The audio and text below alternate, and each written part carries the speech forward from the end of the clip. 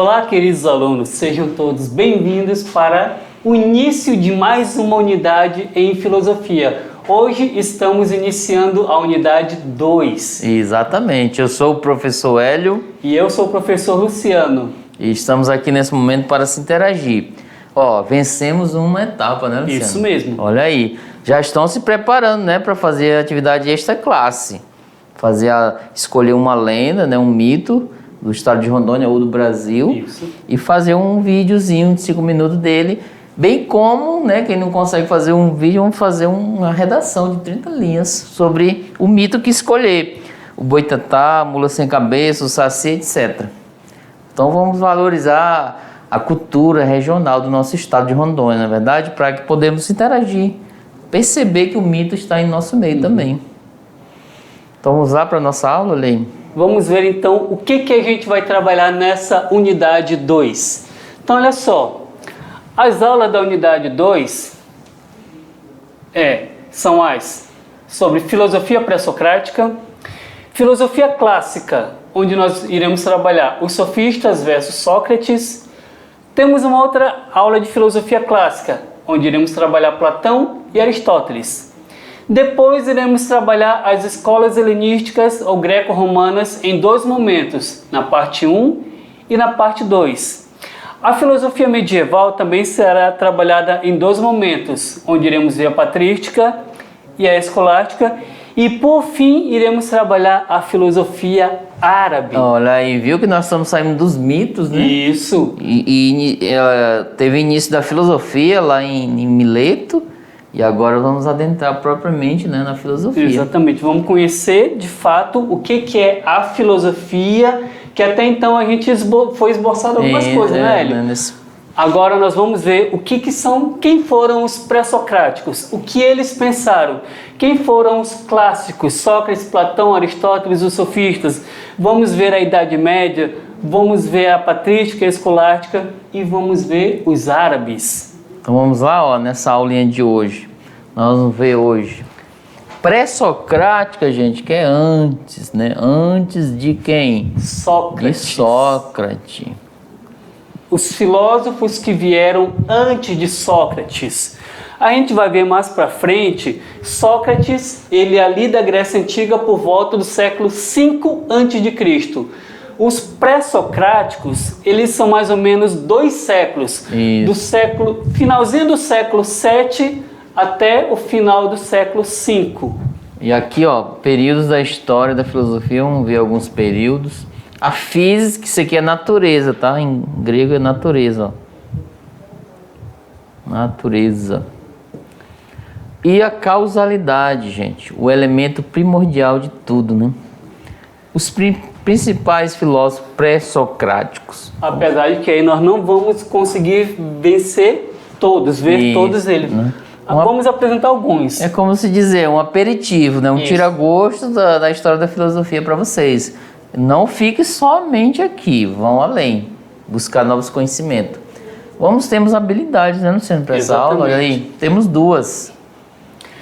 Conhecer o pensamento dos pré-socráticos e dos primeiros filósofos que compõem o importante legado ocidental dos mais produtivos períodos da filosofia grega.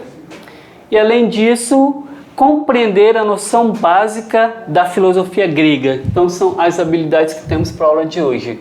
Então é nesse sentido. Vamos adentrar aí no nosso contexto. Olha lá.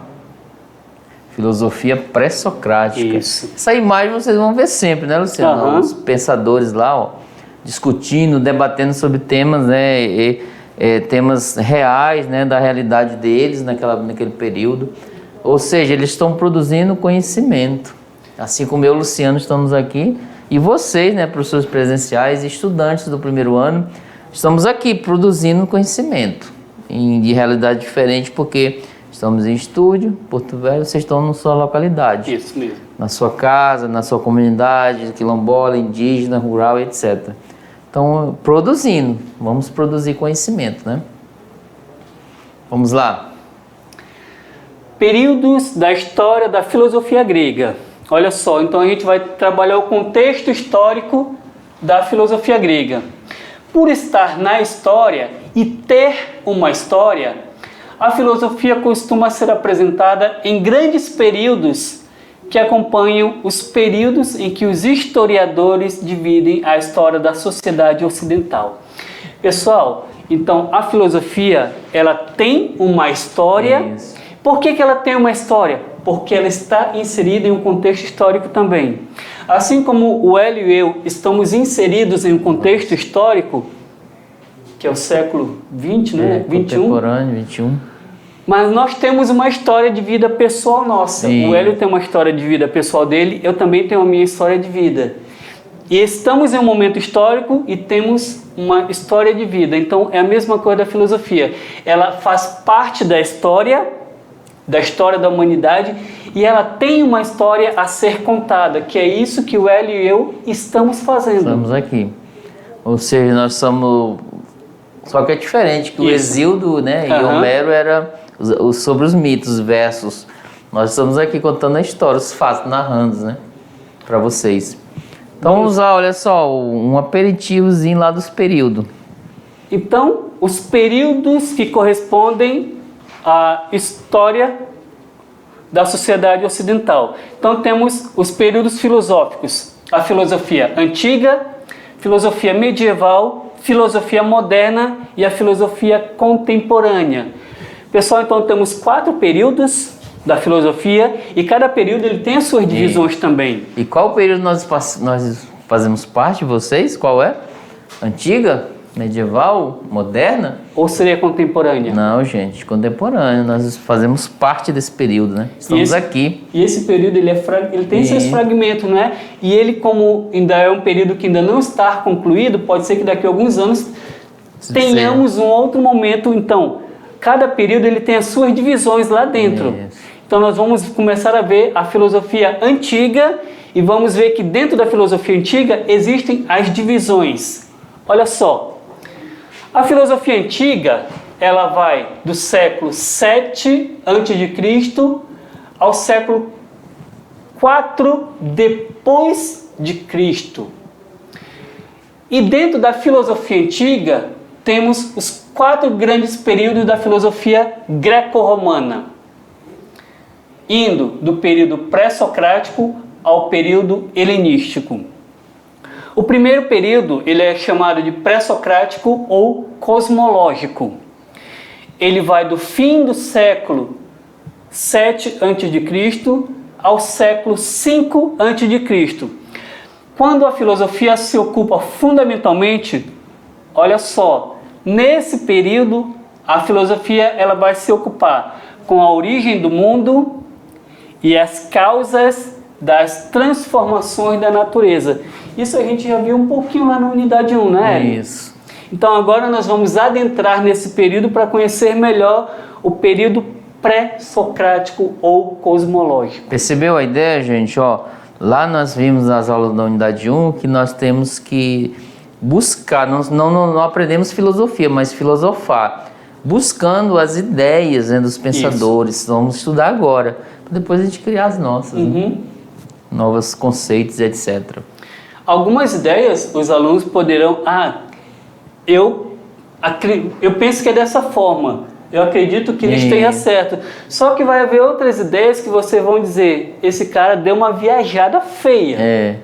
Quão bom, né? A gente ouviu você dizendo, professor, Platão estava errado nesse ponto. Eu não concordo com o que ele disse ali. Eu concordo com Aristóteles aqui. Ou então eu não concordo com Aristóteles. Por quê? Não é só discordar. É você explicar, dar os motivos por que está discordando. Eu não posso simplesmente dizer, Hélio, eu não concordo com o que tu disse. E ficar só por isso mesmo. Eu tenho que explicar para o Hélio o porquê que eu não concordo daquilo que ele está me dizendo. E no final da unidade nós falamos, né? Que através do diálogo, né? O argumento. Isso. Argumento o quê? Sólido. Tem que ter. Senão as pessoas vão nem pensar o que de você. Está criticando apenas por criticar. Não podemos ficar só na questão, eu não acredito e pronto, eu acho que tu está errado e pronto. Eu tenho que justificar o porquê da minha opinião ser diferente. Vamos lá então. O período socrático ou antropológico, gente. Sabe por quê? Antropo é ser, né? Lógica é estudo. Estudo de quê? Do ser. Já vimos o primeiro período, o pré-socrático, que veio antes de Sócrates. Agora é o segundo período, o socrático. É o período que Sócrates viveu. Ele compreende, né, no século V ao IV. Gente, eu expliquei antes que o século que vem antes de Cristo ele diminui, tá? Vem do maior para o menor. E depois de Cristo vai do menor para o maior. Quando a filosofia investiga as questões humanas, isto é, a ética, a política e as técnicas, e busca compreender qual é o lugar do homem no mundo. Agora temos um terceiro, tá? Esse aqui é o de Aristóteles. Período sistemático. Por quê? É um sistema. Aristóteles, esse período compreendeu o século IV, né, a.C., ao fim do século III a.C., se aproximando. O marco zero. Quando a filosofia busca reunir, sistematizar tudo quanto foi pensado pela cosmologia e pelas investigações sobre a ação humana na ética, na política e nas técnicas. A filosofia se interessa em mostrar que tudo pode ser objeto de conhecimento filosófico. Aqui o principal foi Aristóteles, né? Pessoal, o interessante desse período aqui é que o Hélio está colocando aí Aristóteles. Mas o que foi feito nesse período? Haviam várias obras de Platão, de Aristóteles, dos pré-socráticos e outras obras que foram escritas, assim que até que muitas vezes a gente nem pode ter conhecimento. Mas, por exemplo, Platão e Aristóteles, eles escreveram tanta coisa, escreveram sobre ética, sobre política, sobre conhecimento. Por exemplo, Platão, ele era matemático, ele desenvolve vários conceitos na matemática. Aristóteles, ele já é mais voltado para a filosofia. Biologia, né, também. Para as ciências da natureza. Então, aí o que acontece nesse período? Sistematizar é organizar os escritos dessas pessoas que já haviam morrido até então. Os pré-socráticos já não existiam mais nenhum. Platão e Aristóteles também estavam ali. Sócrates também. Então, vamos organizar os escritos dessas pessoas, vamos colocar uma ordem. Isso daqui que eu tenho é sobre Platão. Agora vamos selecionar. Esse texto fala sobre o quê? Então, vamos colocar em ordem o pensamento deles. Então, diante disso, é o período de sistematizar. Por isso que recebe esse nome. Do sistema. Colocar tudo em ordem. Os escritos que temos até então desses filósofos que até hoje são uma grande contribuição para o pensamento, né, Hélio? Vamos lá, continuando a lei. Nesse período, desenvolvem-se a teoria do conhecimento, a psicologia e a lógica. Além disso, os filósofos procuram encontrar o fundamento último de todas as coisas. Essas investigações, séculos mais tarde, vieram a ser chamadas de metafísica. Agora o quarto período, né, Luciano? Isso, período helenístico ou greco-romano.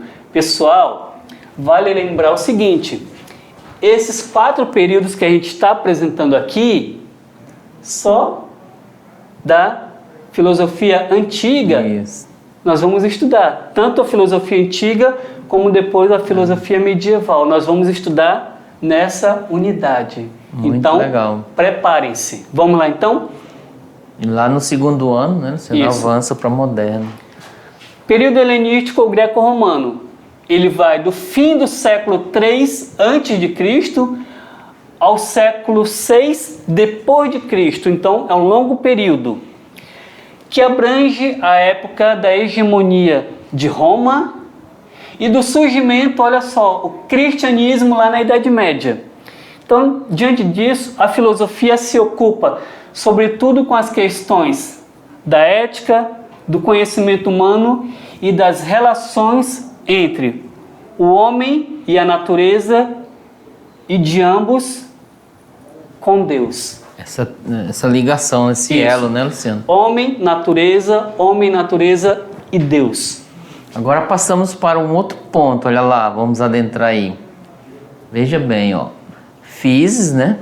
e a causalidade, o elemento primordial. Isso. Physis, como já falei, significa natureza. Que elemento primordial é esse? A physis é uma palavra de origem grega que significa física, mas ela é diferente dessa física que vocês estudam com os professores de física. Cálculos, né? Isso. A física grega, ela está voltada para o natural, a natureza. É o conceito naturalista. Isso. Então vamos lá, leia. A frase, ou a fase, desculpa, inaugural da filosofia grega é conhecida como período pré-socrático. Inaugurou, tá? O primeiro. Deu o pontapé inicial. Esse período abrange o conjunto das reflexões filosóficas desenvolvidas desde Tales de Mileto, né? No século VII a.C. até o século V a.C. Até ali com os tomistas, né? Isso. O que eles queriam com isso, né, Luciano? A busca da arqué. Vamos entender melhor o que significa essa palavra. Dentre os objetivos desses primeiros filósofos, destaca a construção de uma cosmologia. Pessoal, olha a palavra, cosmologia, que substituísse a antiga cosmogonia. Duas palavrinhas. E agora? Semelhantes. E eu já falei muito da unidade 1, expliquei um pouco, eu coloquei, né, uma explicaçãozinha rápida sobre essas duas palavras. Lembra que nós combinamos que vocês irem, além de as 9 razões, né, Luciano, para estudar filosofia, vocês vão pesquisar 5 palavras novas, criar 5 palavras novas todos os dias. Olha aí, mais 2, né? Isso. Pessoal, a cosmologia e a cosmogonia, elas são palavras quase que semelhantes. Isso. Mas cada uma tem um significado totalmente diferente da outra. Então vamos lá ver? Elas têm conceitos diferentes. Vamos ver então o que cada uma quer dizer? Vamos lá? Cosmologia.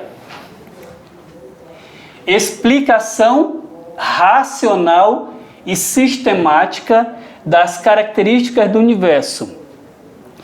Cosmogonia. Explicação sobre a origem do universo baseada na mitologia. Aí a obra, né, principal do Homero, né, e Hesíodo. Então, principalmente de Hesíodo, né, ela se baseia mais de teogonia, né, que é a origem de Deus, dos deuses, vira cosmologia, né, cosmogonia, o cosmo, o universo também. Pessoal, então a cosmologia, com a logia do logo significa razão, então é o estudo racional sobre a origem do universo. E é dentro da cosmologia que a ciência ela se baseia. A cosmogonia é uma explicação mitológica do surgimento do universo. Não é? Muito interessante. Se cair na avaliação, né, você já sabe a diferença. Vocês já sabem. E olha só, prestem atenção. Vamos lá então? Continuando. O que intriga os primeiros filósofos é principalmente o movimento. Conceito que em grego tem um sentido amplo, podendo significar mudança de lugar, aumento e diminuição, qualquer alteração ou movimento substancial, quando alguma coisa é gerada ou se deteriora. Eles se perguntaram, o que faz com que, apesar de toda mudança, haja algo na realidade que sempre permanece o mesmo? Tudo muda, mas eles veem que, apesar das mudanças, tem alguma coisa que é a mesma, fica ali, fixa. Assim, sob a multiplicidade das coisas, eles buscam a identidade, princípio original e racional, arqué. É que nem nós, não é, Hélio? O ser humano, nós seres humanos. Pessoal, olha só.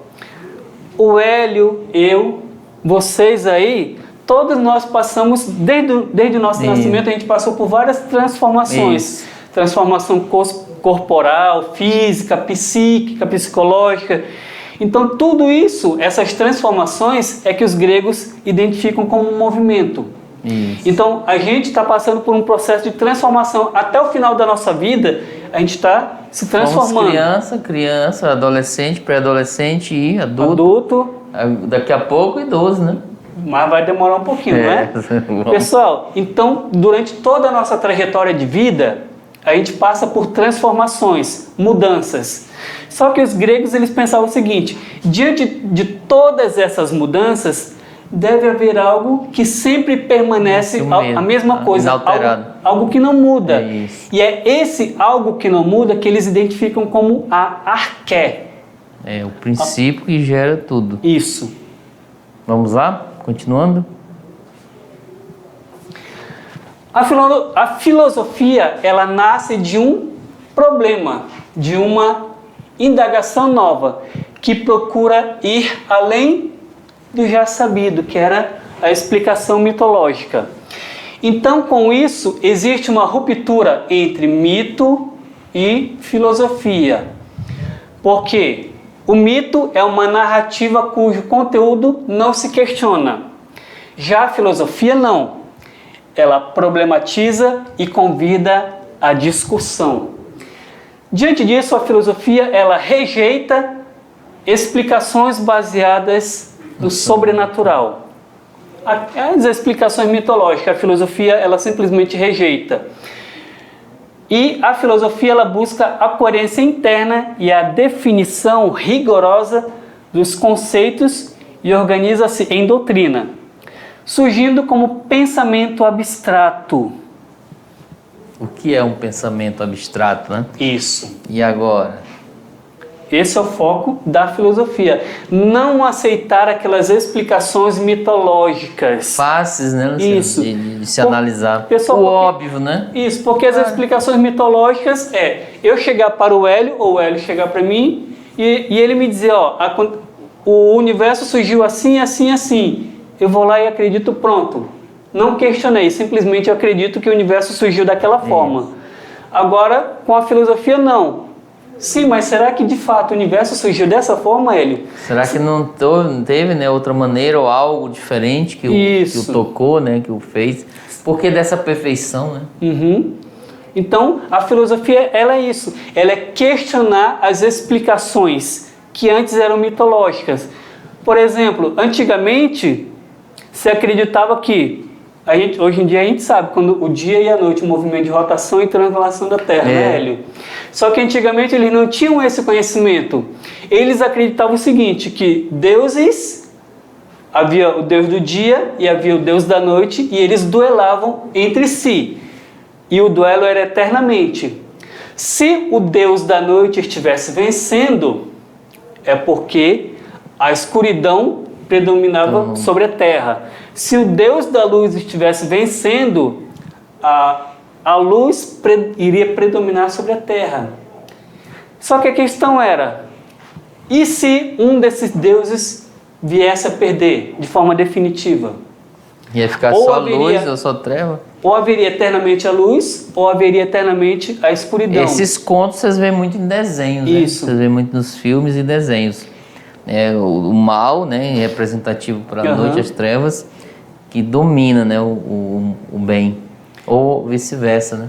E para os gregos isso não era bom que um vencesse, por quê? Porque existe a questão do equilíbrio, né, Hélio? Tem que ter. Existe o equilíbrio, então os gregos já se preocupavam com isso. Então eles sempre estavam rezando, eles rezavam constantemente para quê? Para que houvesse o equilíbrio, não somente o dia, não somente a noite, mas que houvesse o equilíbrio. Momento para se trabalhar e momento para descansar. Muito momento legal, né? Que tem o calor, mas também tem um momento que tem o frio, o equilíbrio. Os gregos rezavam muito para que houvesse o equilíbrio da natureza. Então vamos ver agora alguns filósofos pré-socráticos, né, Luciano? Isso mesmo. Vamos lá, olha aí. Vamos lá. Os principais, gente, ó. Escola de Jônica, né? Tales, Anaxímenes de Mileto, Anaximandro de Mileto e Heráclito de Éfeso. Esses daí correspondem a essa escola. Essa escola jônica aqui, ó.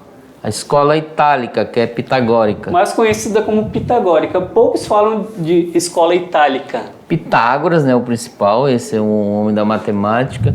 Filolau de Crotona, né, e Arctas de Tarento.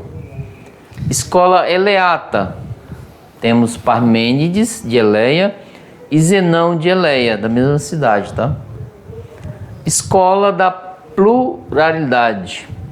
Empédocles, nós vamos ver um pouquinho, né? de Agrigento, Leucipo, de Abdera, e o Demócrito, né, de Abdera, e Anaxágoras de Clasômenas. Pessoal, e o interessante é que foi dentro dessa escola pluralista que surge a tão conhecida teoria do átomo, Isso. que predomina até hoje. Eles buscavam o arqué, né? O Então, princípio de tudo. O que deu origem ao universo? Os pluralistas vão dizer que foi o átomo. Isso. Então, foi dentro dessa escola que surge esse conceito do átomo. Então vamos adentrar um pouco sobre isso, olha lá.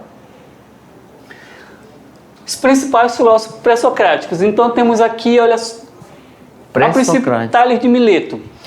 Todos os pré-socráticos, todos, não é somente alguns, mas todos, buscavam o princípio, a arqué de todas as coisas, mas que, por pensarem de modo autônomo, eles divergem entre si no elemento em que eles identificavam. Pessoal, a questão aqui é o seguinte: vamos encontrar a origem, aquilo que deu origem ao universo, as coisas que existem, o princípio gerador de tudo. Esse é o ponto de partida. Mas cada um vai criar uma teoria diferente da outra. São várias teorias para explicar a mesma coisa. Vamos lá então ver? Olha aí. Primeiro deles, Tales de Mileto, da qual para Tales o princípio é a água. Pensador que deu início à indagação racional sobre o mundo. Interessante falar, Tales, além de filósofo, ele é matemático. Vocês estudam o teorema, estudam na matemática várias teorias dele. Por exemplo, a geometria. A geometria começa com Tales. Inspirado em concepções egípcias, acrescida de suas próprias observações de corpos hídricos, ele dizia: tudo é água. Olha aí, gente, tudo, né, Luciano? Ele acha que tudo surgiu da água, né? Aqui a água, aqui, ó. Temos aqui uma água, né? Um pouquinho. Então Tales via, né, que a água, ela, né, se transmuta, se transforma, se modifica, né, Luciano? E tudo originou a partir daí, tá? Se originou a questão da água. Pessoal, mais pra frente a gente vai ver, vai voltar um pouco. Lembram do movimento que a gente acabou de falar? A água, ela também passa por esse movimento. Aqui ela está líquida, mas ela poderia estar sólida ou poderia ser vapor. E ela sempre volta para o seu estado original, que é o quê? Aí vai estudar em química, né? Isso. Vai avançar, viu só? Tales, o filósofo, né? Já trouxe essa ideia para vocês. Aqui temos a transformação, que a água, ela passa por um processo de mudança, mas existe algo nela que sempre permanece a mesma coisa. Então, é dentro desse conceito que Tales ele vai identificar a água como princípio gerador de tudo. Vamos voltar lá? Vamos próximo. Para Tales, a água, por permanecer a mesma em todas as transformações dos corpos, por assumir diferentes estados, então a água seria a arqué. Como princípio vital, a água penetraria todos os seres de tal maneira que tudo seria animado por ela. O termo animado é muito utilizado pelos gregos. Anima significa alma. Anima é uma palavra de origem grega que significa alma. A alma é aquilo que dá vida a todos os seres. E para Tales, a ânima seria a água. Certo? Vamos lá então? Tudo seria alma, ânima ou psique. E tudo seria também divino, cheio de deuses, pois não haveria a separação entre o sagrado e o mundano. Então Tales ele parte desse princípio. E com isso ele apresenta a primeira concepção monista. Monos, um. Tudo o que existe pode ser reduzido a um princípio único ou realidade fundamental, que para Tales seria a água. A água. Vai haver outros monistas que vão apresentar ou outra ideia sobre a origem de tudo. Agora vamos ver o Anaximandro, olha lá. O que ele diz sobre isso? Vamos lá. Anaximandro de Mileto é discípulo de Tales, viu só? Aprofundou as concepções do mestre sobre a origem das coisas, viu? Ele se aprofundou na questão da água. Buscou em meio aos diversos elementos observáveis, né? E determinados no mundo natural, mas não foi-lhe possível identificar entre eles o princípio único e primordial de todos os seres. Então o que ele fez? Ele pensou que deveria haver alguma substância diferente da natureza, limitada, e que dela nascessem o céu e todos os mundos neles contidos. Então, para Anaximandro, esse elemento, ele não está presente na natureza, assim como Tales apresenta a água, que está presente na natureza. E perceberam que ele foi discípulo de Tales, né? Ele estudou a ideia de Tales, mas não acompanhou o mestre. Ele criou uma outra. Nós somos assim hoje. Vocês vão estudar as histórias dos pensadores e criar suas teorias. Assim como nós vamos ver mais para frente, não é, Hélio? Sócrates foi professor de Platão. Isso. Platão traz o pensamento de Sócrates para a sua filosofia. E Platão foi professor de Aristóteles, só que Aristóteles vai fazer o quê? Concorda. Ele não concorda com a teoria de Platão e cria uma teoria totalmente diferente. É a mesma ideia nesse sentido, tá? Vamos lá, continuando com Anaximandro.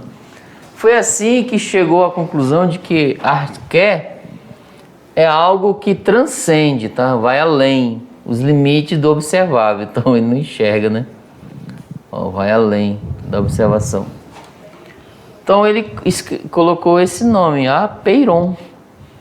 Apeiron, termo grego que significa o indeterminado, o infinito no tempo. O apeiron seria a massa geradora dos seres e do cosmos, contendo em si todos os elementos opostos.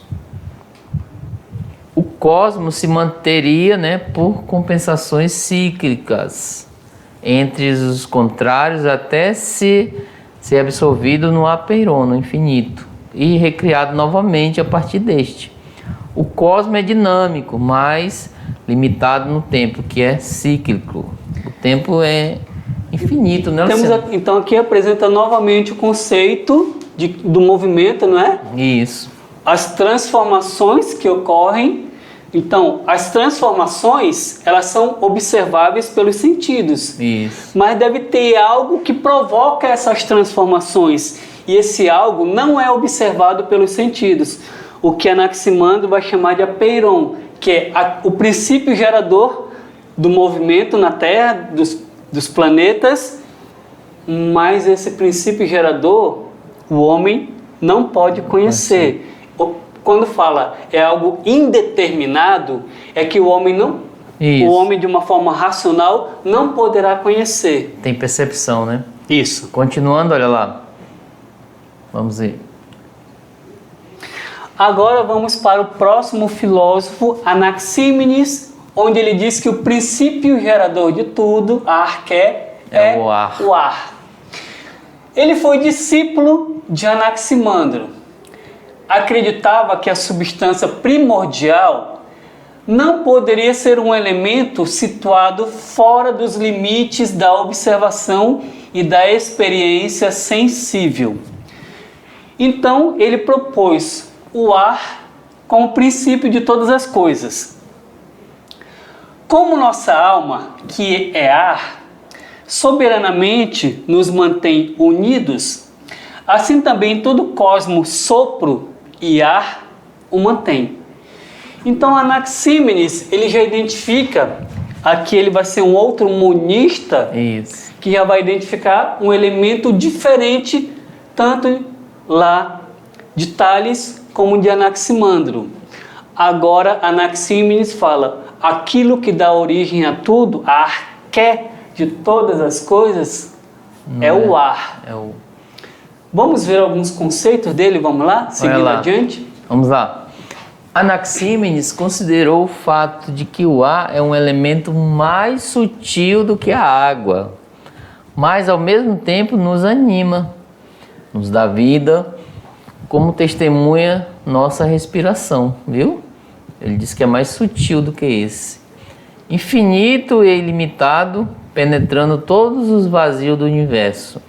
O ar constituiria uma arqué, menos indeterminada que o apeiron. Pelos processos de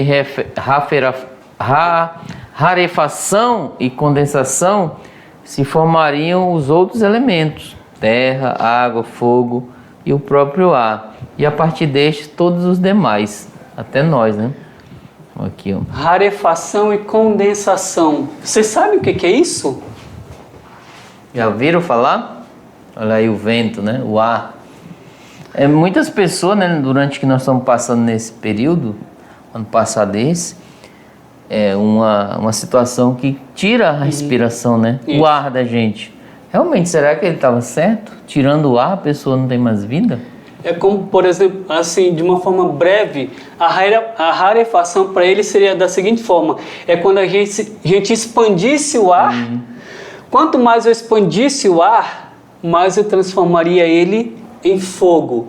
Agora, se a gente comprimisse o ar se transformaria em água. Comprimindo ele ainda mais, se transformaria em terra. Por exemplo, o isopor é um plástico. Se você tirar o ar, é um plástico com ar. Tirou o ar do isopor, ele vira o plástico normal. Então é nesse sentido. Agora vamos ver um outro, né? Um outro Vamos pensador. lá, então? Olha lá. Olha aí só esse. Heráclito. Tudo flui, tudo está em movimento, nada dura para sempre. Ele nasceu em Éfeso, na Jônia.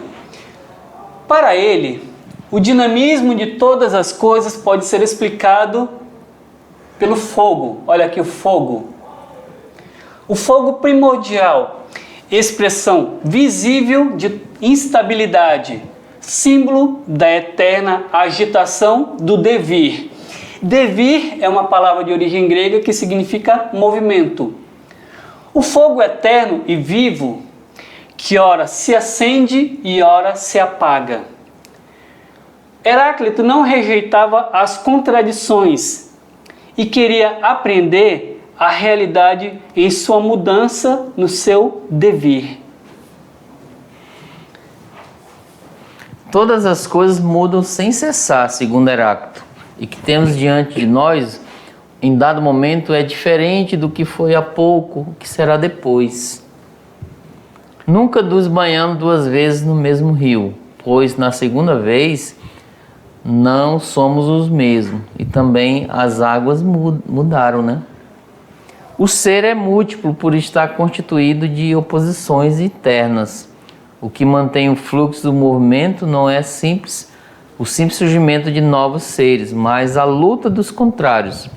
E é da luta que nasce a harmonia, como síntese dos contrários. Agora a gente vai ver um pouco, né, Luciano, um videozinho sobre um pouco de Heráclito. Vamos conhecer um pouco mais sobre ele? Olha lá.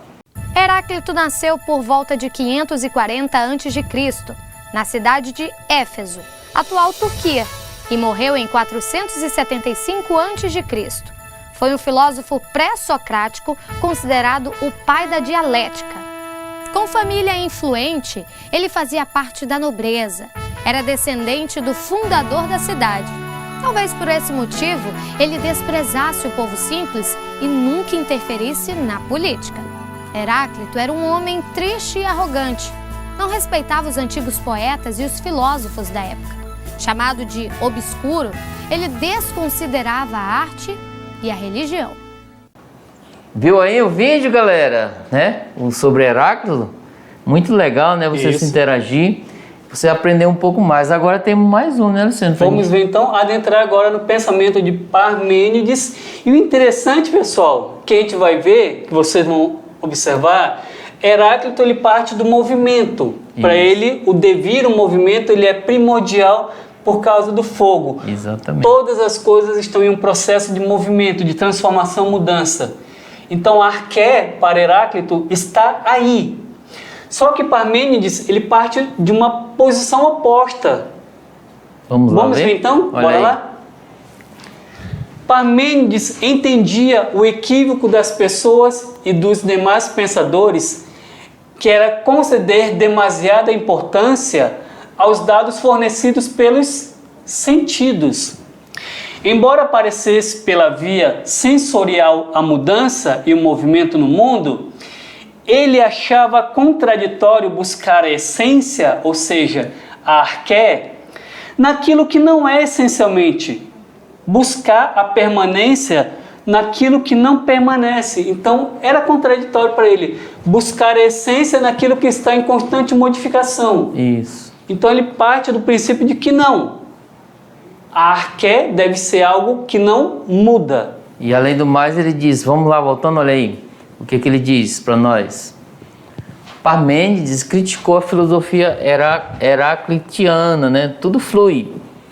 Dizia ele, é absurdo e impensável afirmar que uma coisa pode ser e não ser ao mesmo tempo. O ser é único, imutável, infinito e imóvel. Não há como negar a existência do movimento no mundo.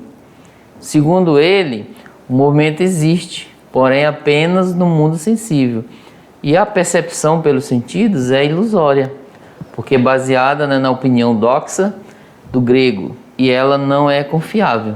Só o mundo inteligível é verdadeiro, pois está submetido ao princípio de que mais tarde Aristóteles chamou de identidade e de não contradição. Agora a gente, vai ver um pouquinho, um vídeo aí, gente, ó. Um vídeo sobre a ideia, o pensamento de Heráclito. Vamos analisar? Parmênides foi um filósofo grego. Nasceu por volta de 530 a.C. em Eleia, na Grécia, e morreu em 460 a.C. Veio de uma família supostamente rica e moderna. A antiguidade se referia a Parmênides como um sábio importante e respeitável, por sempre ter sido sóbrio e regrado. Mas não é possível afirmar isso com certeza. Pouco se sabe da vida dele. Parmênides era considerado pelos historiadores da filosofia como o pensador do imobilismo universal. Os professores vão explicar isso melhor para você. Até a próxima. Pessoal, olha só. Parmênides, né, Luciano? Isso. Desculpa. Temos aí os dois pensamentos deles e a partir de então, vocês tirem as conclusões de vocês. Será que Heráclito está certo? Será que Parmênides está certo? Ou Tales? Qual desses filósofos que estão no pensamento de vocês estão corretos? Então, espero que vocês tenham gostado da aula de hoje e não saiam daí porque a aula continua. Até mais. Tchau, Até mais, tchau. pessoal.